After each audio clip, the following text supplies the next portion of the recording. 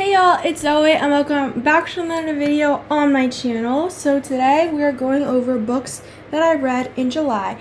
And I'm happy to say, in comparison to June, I did read books in July. Well, I read books in June, but I didn't finish any, so I didn't count them as like fully read.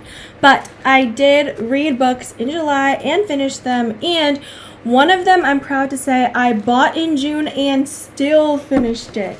So it wasn't a lot, like it wasn't a lot of books, but I'm still counting a little bit of progress and little wins, because you always want to count the little wins, even if it's just waking up in the day. So let's get into this video. Alright, so the first book that I officially finished reading is The Anxious Generation. I might have talked about this in like my April or May video, but this is the book I was reading with my coworkers as part of a little book club. It's a nonfiction book, kind of also like research related book, and it was actually really good. It was really interesting. So highly recommend if you're into like psychology, sociology stuff, and it's about like our generation, the generation below us, and just like how social media and technology has kind of shifted the way that we think. And also like it talked about like how, you know, we don't even play outside as much as we used to, and like parenting styles are different. So overall, really interesting book. And then the second book that I read, which is the one that I bought in the same month, is called When You Get the Chance. This one I bought with my friend when we went to Frankenmuth, which you can find that vlog in last week's video. And this one was really cute. It was part of like a blind date with the book, so it was completely covered up and it just had a little synopsis. What caught me were the words like Broadway musical and like looking for birth mother, because I thought that it would be kind of related to like adoption. It wasn't related to adoption, but it was about a girl who just never knew her birth mother. And then the Broadway thing came in because like she was really into musicals, so I really liked it. She basically goes on a search for her birth mother in the whole book. Really good book.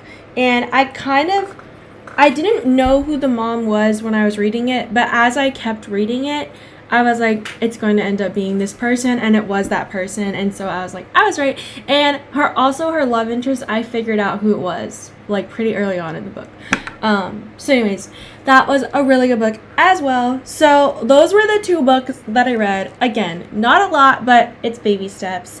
And if we go into my reading challenge, I'm currently at 17 books, which means I have 8 books left to go, and my goal was to try to get 25 in before I turn 25, and then see if in that last month or two I can get over the 25 challenge. So my birthday is in November and it's currently August because this was the July challenge. So if I can read like 8 books, if I can read 8 books by November, that's like 2 books per month, which I think I could honestly manage.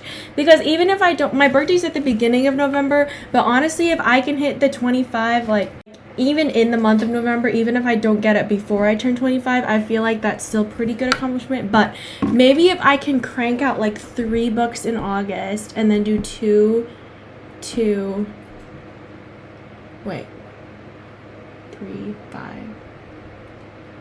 6, 7, 8. Okay, it'd have to be like 3, 3, 2. So if I can get 6 books done by September, so we'll see. August is kind of more lax for me because I'm in break mode, but then September is kind of where it's gonna pick up again.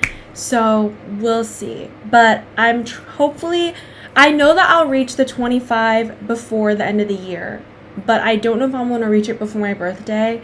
But we're gonna try. We're gonna really try. I'm currently in the middle of reading like 3 different books right now. So I'm hoping that I'll be able to like finish them all in August. But anyways, that is my book challenge. I am also gonna attempt to get into more audiobooks because I know Spotify has some audiobooks.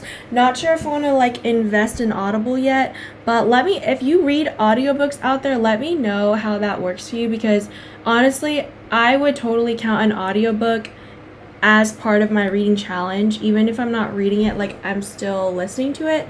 So yeah, let me know what you think about audiobooks if you're an audiobook kind of person. And yeah, that's pretty much it for this video. So thank you all so much for watching, and I'll see you all in next week's video. Bye.